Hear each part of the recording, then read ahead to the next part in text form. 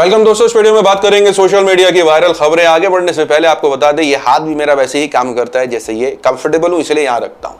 आज मैं कोई ऐसा ट्रेलर नहीं देने वाला, शुरू करूंगा खबरों से जो कोरोना वायरस से लेकर के जाएगा आपको सुदर्शन न्यूज की तरफ। शुरुआत करते हैं सबसे पहले कोरोना वायरस से। हैशटैग ट्रेंड कर रहा है, नाम है तबलीगी जमात। जी नहीं, तबलीगी जमातियों में से किसी को कोरोना से पॉजिटिव नहीं पाया गया। हुआ यह है कि पिछले साल जिस तरीके से मीडिया ने कोरोना वायरस का सारा जो थोपना था उनको तबलीगी जमातियों के ऊपर, उन्होंने थोपा। अब सवाल ये उठ रहे हैं क्योंकि हरिद्वार में कुंभ के मेले में वहां पर जो शाही स्नान लिया जा रहा है, सोशल मीडिया पे इसी पे सवाल उठ रहा है कि मीडिया इस पर चर्चा क्यों नहीं कर रही। अब तो आंकड़े 1,70,000 तक टच हो रहे हैं, जो कि इससे पहले कभी नहीं हुए। और तबलीगी जमातियों को तब टारगेट किया था जब 5,000 केस आ रहे थे। इनफैक्ट 700 केस आए थे, तभी से उनको टारगेट करना शुरू कर दिया था। सोशल मीडिया पे अलग ही जंग चल रही है। सबसे पहले शुरुआत करेंगे आपके साथ जो बड़ी खबरें आ रही हैं, वीडियो वायरल हो रही है। कहीं किसी को पॉलिथीन से मास्क बनाते हुए देखा जा रहा है, तो कुछ लोग अपना बनियान उतार करके ही मास्क पहन ले रहे हैं। डर उनको बीमारी से ज्यादा पुलिस वालों का है। सोशल मीडिया पे यही नहीं, ये भी चलता है कि किस तरीके से जो भारतीय जनता पार्टी के नेता हैं, बंगाल में जो रैलियां हो रही हैं, खुलेआम वो घूम रहे हैं, भीड़ दिखा रहे हैं, सोशल मीडिया पे वीडियोस और फोटो शेयर कर रहे हैं, जिनकी तरफ से ये बयान आते हैं कि मास्क पहनो, जिनकी तरफ से ऐसे रिस्ट्रिक्शंस और गाइडलाइंस आते हैं, वही इसका उल्लंघन कर रहे हैं। इसी पर चर्चा हो रही है। यही नहीं, मीडिया की तरफ से भी इनकी हिपोक्रेसी है वो देखी जा रही है। जी हाँ, ANI ने जो रिपोर्ट किया नेपाल की खबर के हवाले से और हरिद्वार की खबर के हवाले से, दोनों खबर आपकी स्क्रीन पर। नेपाल में बिस्का त्योहार के दौरान लोगों ने कोरोना नियम का किया उल्लंघन, तो वहीं हरिद्वार की खबर शेयर करते हुए लिखता है ANI, devotees in large numbers gathered at Har ki Pauri today ahead of Ganga aarti in Haridwar. मतलब हरिद्वार में जो हो रहा है, जो कर रहे हैं वो डिवोटी हैं, नेपाल में जो हो रहा है जो कर रहे हैं वो असल उल्लंघन है। मीडिया का ये दोहरा चेहरा देखा जा रहा है। और वहीं सोशल मीडिया पर यह भी चल रहा है कि किस तरीके से गोदी मीडिया ने तबलीगी जमातियों को टारगेट बनाया था। ANI से लेकर के ABP न्यूज, आज तक, इंडिया टुडे, सबकी खबरें सोशल मीडिया पर इस वक्त जो टैगलाइंस यूज किए थे, एक एक करके पढ़ के सुनाता हूं। रिपब्लिक टीवी ने अपने शो में कहा था, कहां छुपा है मास्टरमाइंड मौलाना, यानी कोरोना वायरस को जो उन्होंने ठेकड़ा फोड़ा था उसमें उन्होंने मौलाना साद को भी घसीटा था। उनकी भी बहुत ज्यादा खिंचाई करी थी मीडिया हाउसेस ने। और ये भी इंडिया टीवी के एक और आर्टिकल, कोरोना आया मौलाना लाया, संपूर्ण इनसाइड स्टोरी। सोशल मीडिया पर गोदी मीडिया के पिछले साल के जो उन्होंने टारगेट किए थे तबलीगी जमातियों को लेकर के, जोरों शोरों से वायरल है। यही नहीं, अब तो ये भी खबर आ रही है कि कोरोना फैलाने में जो हाथ असल है वो पाकिस्तान का। आपकी स्क्रीन पर अब कुछ मिला नहीं तो मास्क लोग अच्छे से नहीं पहन रहे, लोग सोशल डिस्टेंसिंग नहीं कर रहे, और अब पाकिस्तान। यही नहीं, पिछले साल नेताओं ने जिस तरीके से बयानबाजी करी उसको लेकर की भी चर्चा हो रही है। लोगों ने एक एक करके सबके बयान निकाले हैं, जहां उन्होंने कहा है कि BJP के MLA ने मुसलमानों को बाइकआउट करने की बात करी थी। योगी आदित्यनाथ ने तबलीगी जमातियों को बीमारी छुपाने के इल्जाम में क्रिमिनल तक घोषित किया था। कोरोना जहाद बताया था BJP के MPs ने। यह भी कहा था कि इनको ऐसे डील करना चाहिए इनके साथ जैसे टेररिस्ट है। यही नहीं, यह भी बताया कि तबलीगी जमात को तो शूट कर देना चाहिए। और तो और हिमाचल BJP चीफ ने कहा था कि ये तबलीगी जो है वो ह्यूमन बॉम्ब्स है। तो ये सारे बयान इस वक्त सोशल मीडिया पर जोरों शोरों से चर्चे में है। लोग मानो गुस्से में इसलिए भी हैं कि अब मीडिया इस पर कोई चर्चा नहीं कर रही, और गोदी मीडिया के पत्रकारों को असल टैग भी किया जा रहा है, उनको उनके नाम के साथ जोड़ा भी जा रहा है, ये बताने के लिए कि कब बात करोगे इन सब मामलों में, क्योंकि एक तरीके से पूरी शांति है और कोई इस पर चर्चा नहीं कर रहा। वहीं दूसरी तरफ सोशल मीडिया पर इलेक्शन रैलीज को लेकर के भी काफी सवाल उठ रहे हैं कि कैसे अमित शाह PM मोदी रैलियों में जा रहे हैं और वहां पे जो लोग दिख रहे हैं बिना मास्क के, इस पर भी एक बहुत बड़ा सवाल है। लोगों के इस पर भी नाराजगी है कि खुद को गाइडलाइंस का उल्लंघन कर रहे हैं और लोगों से उम्मीद कर रहे हैं कि वो मास्क पहने, सोशल डिस्टेंसिंग मेंटेन करें। सोशल मीडिया पे ये हुआ, तो वहीं दूसरी तरफ बंगाल पीछे कहां है, क्योंकि इस वक्त जो जोरों शोरों से प्रचार हो रहा है वो वहां पर बंगाल इलेक्शन को लेकर के जो शोरों शोरों से चर्चा है वहीं की खबर निकल के आती है। और ये खबर असल जुड़ी हुई है दीदी ओ दीदी से। जी हाँ, प्राइम मिनिस्टर नरेंद्र मोदी का वो बयान जहां उन्होंने ममता बनर्जी के लिए दिया और कहा दीदी ओ दीदी, जिस तरीके से उन्होंने वो बयान दिया था, अभी उसी के हवाले से खबर निकल के आ रही है। जी हाँ, बंगाल से खबर निकल के आ रही है कि कुछ लोगों ने लड़की छेड़ने के लिए इस स्लोगन, यानी स्लोगन बोले या इस बयान का इस्तेमाल किया है। आपकी स्क्रीन पर जो न्यूज है बांग्ला में है, इसको ट्रांसलेट करते हैं तो पता चलता है कि दीदी ओ दीदी, this time Modi tune on the eve teaser of the city. मतलब लड़की को छेड़ते हुए ऐसे दीदी ओ दीदी करके पुकारा जा रहा है, जिनमें 2 लोगों के खिलाफ जो है वो FIR दर्ज हो चुकी है। तो अब ये बयान किस तरीके से तेजी पकड़ रहा है और यूथ के अंदर घुस रहा है, जहां वो लड़कियां छेड़ते हुए इस बयान का इस्तेमाल कर रहे हैं। यही नहीं, प्राइम मिनिस्टर नरेंद्र मोदी का भी बयान वायरल है, जहां उन्होंने 4 फेज जो हुए हैं इस वक्त बंगाल इलेक्शन के, उस पर उन्होंने बयान दिया और कहा है कि इन चारों में ममता बनर्जी हार चुकी हैं। एक झलक इस वीडियो में डालें। अभी तो 4 राउंड हुए हैं, 4 होने बाकी हैं। आधे चुनाव में आपने टीएमसी को साफ कर दिया। जो आपके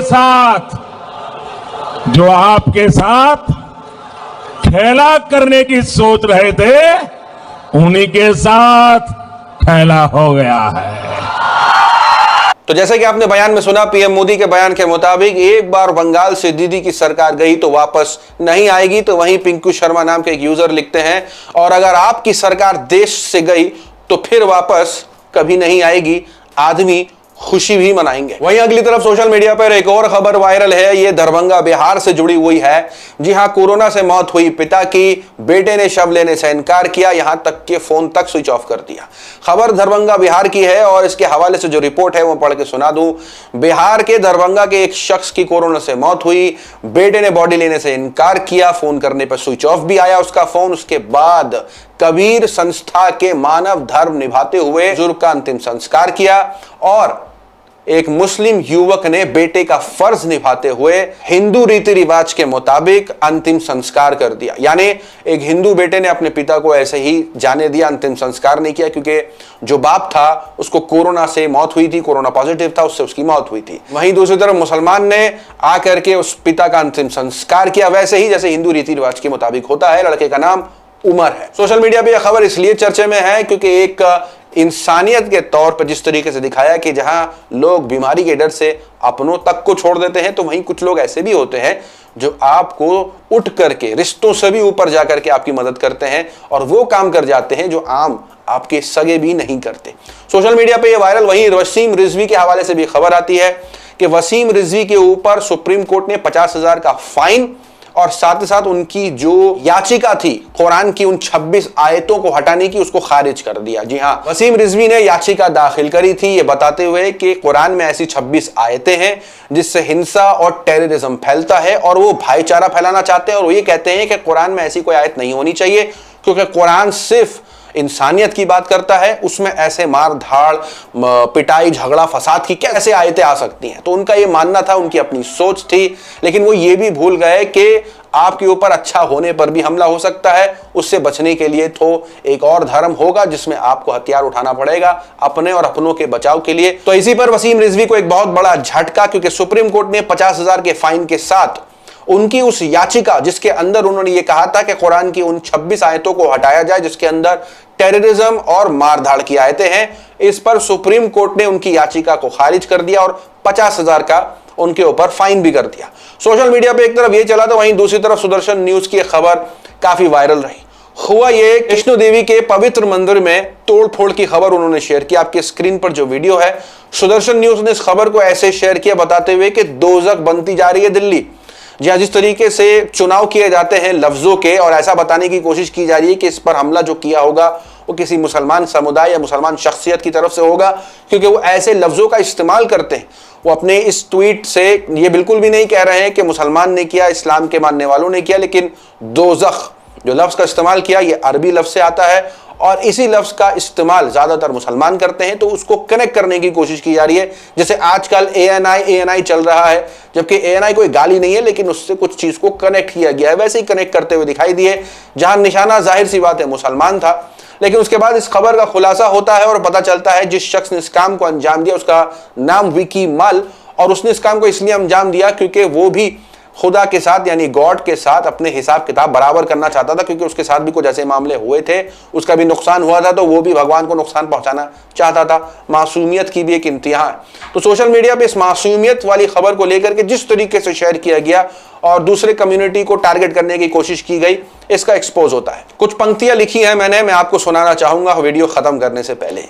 किसी इंसान के दिल को ठेस पहुंचाने वाला इंसान नहीं हो सकता। मुसलमान या सनातनी होना तो बहुत दूर की बात है। मंदिर जाओ या मस्जिद जाओ, मकसद मिलकर रहना था, लेकिन लोगों ने इसी मिट्टी, पानी और पत्थर की बनी इमारत में भी फर्क ढूंढ लिया। फर्क मंदिर या मस्जिद में नहीं है, फर्क हमारे अंदर है, जिसका फायदा हम पर हुकूमत करने वाले उठाते हैं। क्योंकि इंसान उस मालिक को छोड़ करके जिसने सबको बनाया है उसको पूज रहा है, जो पैसे, माल, दौलत, कपड़े, कल्चर के बल पर हमें बांटता फिर रहा है। जिस किसी ने भी इन सब इंसानों को मिलाने की कोशिश करी, अपना मैसेज आम करने की कोशिश करी कि हम सब एक हैं, उसको रास्ते से उन लोगों ने हटवा दिया जो हुकूमत करते थे लोगों पर, इस डर से कि कहीं जो ये काम कर रहा है इससे ये हमारी जगह ना ले ले। आप जितनी भी धर्मों की किताबें पढ़ लें, आप कितनी ही किताबें पढ़ने वाले हों, अगर इस मैसेज को आप समझ रहे हैं तो आपको पता होगा कि आप धार्मिक हैं। लेकिन अगर आप इस मैसेज को नहीं समझ रहे हैं तो भले से आप कुछ भी अपने आप को बुलाने वाले हों,